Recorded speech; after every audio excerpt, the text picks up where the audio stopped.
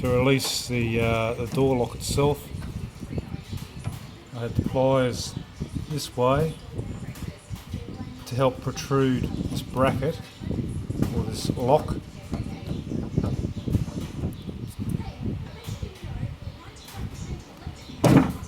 And there, pull that out.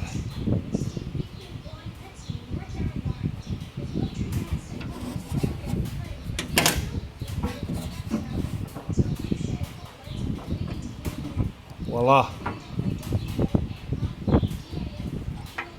Oh. Oh, that goes.